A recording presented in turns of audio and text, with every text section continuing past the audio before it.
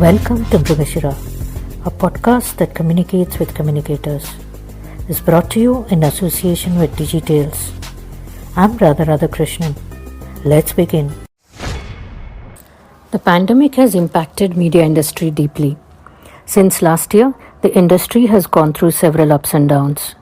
In this episode, I speak to Shireen Ban, Managing Editor, CNBC TV 18. Hi Shireen, welcome to Mrugashira. It's great to have you on this show. What's your assessment of the media industry, particularly journalism? How do you see the entire scenario? Hi, Radha. Thanks very much for having me. I don't want to generalize because I think there are different aspects of what we see in the media. Let me focus first on the mainstream media. And I think that's where the problem really lies. I think what we have is a large number of brands, a large number of media outlets in the mainstream space. But unfortunately, a homogenization of the content. So you can flip channels on any given day between, the top 10, mainstream Hindi or English news channels, but you'll find that they're doing exactly the same thing.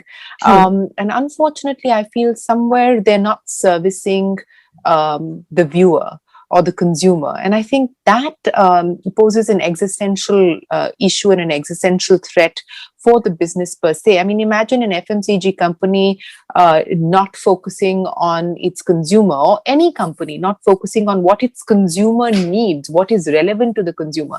I think that's where we need to be asking questions. And I think that's where the introspection needs to happen. And I believe that somewhere the real needs of the viewer have just been ignored, have been forgotten. There's a misplaced sense of prioritization. And as I believe, and I've been saying this for a while now, that I think mainstream media in India is suffering from the curse of the single story. And that's what we're seeing happen across the board. And it's been going on for a while. And I unfortunately don't see any significant course correction. But if you look outside the mainstream media and you look at what's happening in the digital space, more importantly, if you see what's happening on the regional side, in the regional space, I think there are interesting things happening. I think there is interesting content being generated by a lot of independent people, who are running their own sort of Facebook channels, YouTube channels, Twitter channels, and so on and so forth. I think that is giving you a sense of the fact that ground reporting is actually still very valuable in being able to understand what's happening on the ground. And unfortunately, if you were to just look at, mainstream media coverage, I think we wouldn't get those insights. I think we wouldn't get an accurate understanding and appreciation of the scope and the scale of the problem, especially when we talk about it in the context of the second wave. We talk about it in the context of the rural spread, which is not something that we saw happen in the first wave. So I think, I have, for instance, personally been following a lot of independent, outlets, digital outlets who are doing a lot of good work in terms of just bringing you stories from the ground. And I think that is something that mainstream media must reclaim as a space. Some amount of that has happened through the course of the second wave because, it was just too much in your face for somebody to ignore. But it's not consistent, and I'm afraid that poses a danger, and it poses a risk as well, because it also leads to complacency when we talk about solutions or when we talk about policy, because if you don't actually understand what's happening on the ground, you're lulled into inaction, and I'm afraid that that's also something that we've seen happen. And I think the media has been equally responsible and guilty for the kind of inaction that we saw in the initial period of the second wave, for not being able to hold people to account, for not asking the right questions, for not focusing on what was actually happening on the ground. So I think these are issues that we all need to sort of, need to look at. We need to understand what the role of the media is. I mean, I've been very clear especially through the course of the past year and a half of the pandemic, that our role is to provide information which is credible. Our role is to provide perspective. Our role is to handhold. Our role is to, to provide perspective, not create panic. Are we part of the problem, or are we part of the solution?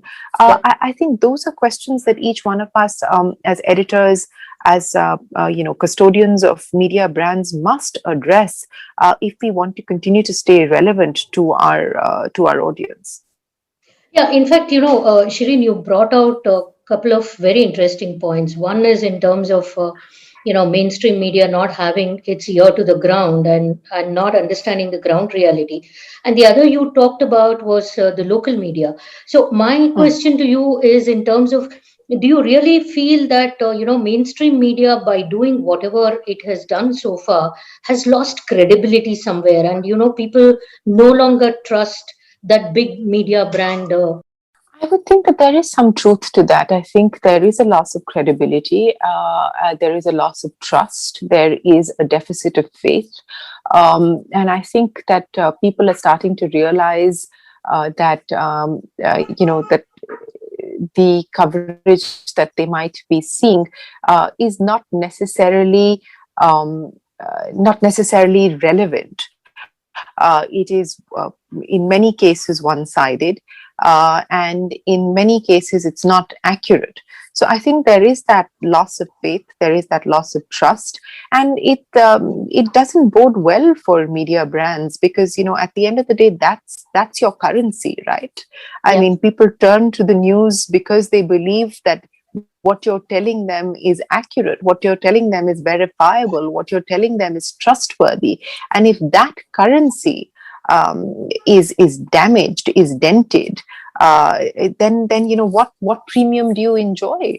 So I think this is a large part of the malaise and the problem that we're seeing. And I think we have to understand that if this gap, if this deficit, this trust deficit continues to widen, it doesn't bode well for the longevity of these brands, even from an editorial or a commercial perspective. I mean, at the end of the day, I don't want to go into name calling, but yeah, I think advertisers are also now, in light of what we have seen happen with the TRP, alleged scam, etc., are also asking questions about, look, what are the sort of brands that we want to be associated with? What is the kind of content that we want to be associated with?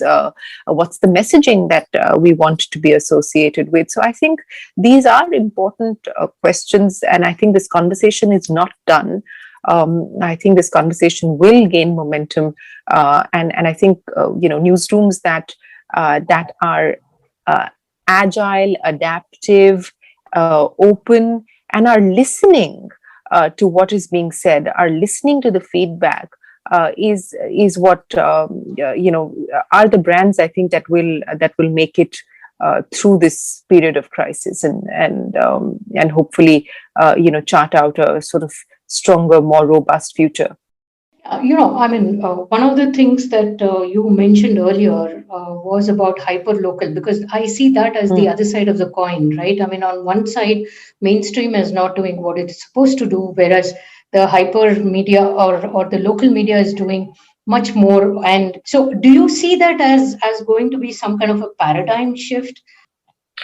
I think that is certainly something that we need to acknowledge as a trend.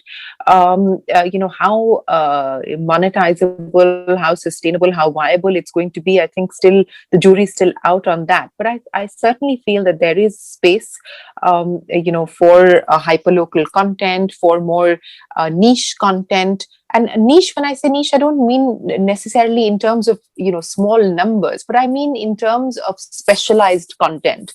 So I think that the world is moving towards a higher degree of specialization. You will get subscribers who want a certain kind of content, etc. But again, I think the viability, the sustainability, the profitability models are still in question, but I have no doubt in my mind that there is space, and the fact that the digital sort of opportunity provides you the ability to be able to do that, and to do it at relatively lower costs in comparison to like a mainstream television channel, etc. I think it opens up very exciting possibilities, and this is certainly something that I'm going to be watching out very closely too. Journalism is one area where people naturally don't go in for upskilling, reskilling, and things of that kind. So, do you think that it has impacted journalists in some way, particularly in the last 1 year? I don't know if in the last 1 year specifically. I mean, to some extent, yes, because I think that we've had to really sort of challenge our skill sets, challenge the traditional style of functioning, which has been led by sort of a lot of teamwork. You have a camera unit, you have a camera person, you have a journalist working together. What we've seen happen this time around is that reporters are being forced pretty much to sort of do their own camera work, to do their own to be out there as a sort of independent lone ranger. So it has forced us to rethink the way that we've done things purely out of necessity.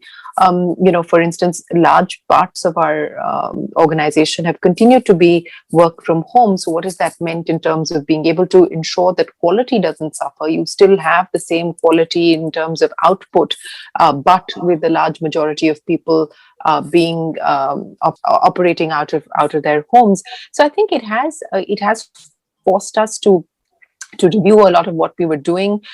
For instance, a lot of television was based on linear timing. So, it was just the way that we did things, that 9 o'clock was your 9 o'clock news, irrespective of, what happened. But we were forced through the course of the pandemic to review that, because we were operating with very lean shifts, and hence, we didn't have the ability to be able to, for weeks together, actually do the show at 9 p.m. And we had to move it earlier on in the evening. Frankly, it didn't really change much. So these were a lot of these things that were stuck in our mind, that we needed a pandemic or a crisis like this to sort of to review them, and they work just as well. So I think it's also helped us once again relearn, and we've always traditionally been a fairly lean organization, but it's also helped us relearn that you can do a lot with a lean team. It's given us the ability to push people to explore other aspects of their skill sets. So it's made people a little bit more versatile. It's also given them new opportunities. So I think it's very often the status quo does sort of become comfortable, and you get into the trap of being in a comfort zone. So I think this was a good way of sort of pushing yourself out of that and exploring new ways of being able to do old things and explore new ways of doing new things. So I think it's actually benefited us as an organization immensely, I would say. I've seen you over the years, and I must say that your enthusiasm, your drive, your passion for your profession has not come down at all. So I just want to know, what's the secret? What keeps you going on and on and on every day? I don't know if there's a secret, Radha. I think that I was fortunate that I was able to marry my purpose and my passion. And I just stayed committed to it. I've always believed that in being able to do something to the best of my ability, whatever that may be. And I don't believe in half measures. So, I think that's what keeps me going. And I've always been keen on expanding the way that people relate to business news. I've wanted people to engage with a business news brand like CNBC. I made a commitment fairly early on after I took over as managing editor to say that, look, we want to reposition this brand as more than a stock market channel, because we're not a stock market channel. We are a news brand that gives you actionable, verifiable information that is relevant to pretty much every aspect of your life. And so, so whether it was personal finance, it was corporate news, it was policy news, it was startups, it was communities, it's just, that's been my trip. It is, how do you carve out a new category within the business news category, every other day? What can you do which you look at through your lens as a business news channel, but may not necessarily have traditionally fallen into the business news space? I think through the course of the pandemic, for instance, the amount of work that we've done on healthcare, on COVID, on coping with COVID, on the pathology of the virus, and I think we've had some really high-level conversations with the best in the business in India and globally. So at the end of the day, my point is that because I'm a business news channel, why should I be agnostic to what is the biggest story in the world, and why should I not cover it and provide actionable information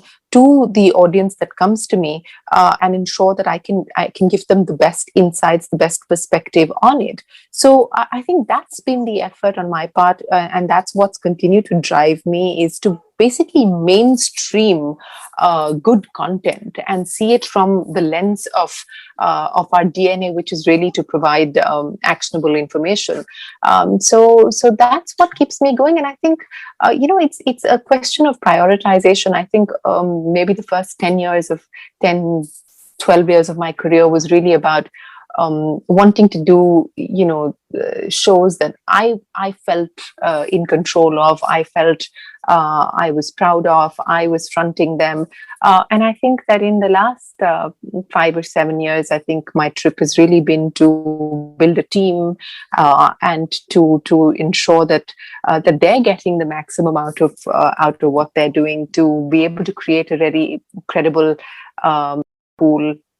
And to be able to, to take this brand off TV into digital, on social, and take it on ground. So I stopped seeing this as just a television brand, but I see this as a news brand in the business space. So that keeps it exciting, and I think that's what drives me. And I think that's important for all of us who are I've been doing this now 20 years. I think if you're looking at something as a job as opposed to a career, I think you have to make that mindset adjustment. You have to make that mindset change, that you're here for the long haul, and so you have to make a commitment to want to renew. That process of renewal is very, very important, and I try and do that every quarter. I try and find one thing that is new, that I'm passionate about, that I take forward, that I take ownership of, which keeps the creative juices going, and solidifies that sense of ownership. So I think that's very important for anybody, because at the end of the day, it does get monotonous sometimes. It does get starts to feel a little stale at sometimes. So the onus on keeping it alive and fresh and exciting, it rests with us individually, but also with us as leaders. So I think that's really been the trip for the last decade or so. Thanks a lot, Shirin. Thanks for your time, and it's great having you on this podcast. Thanks so much, Radha. Hope you enjoy listening to Mrugashira, a podcast for communication folks. Do share your suggestions and feedback on mrugashira@digitales.co.in. Have a great week ahead, and do not forget to tune in next week. Adios.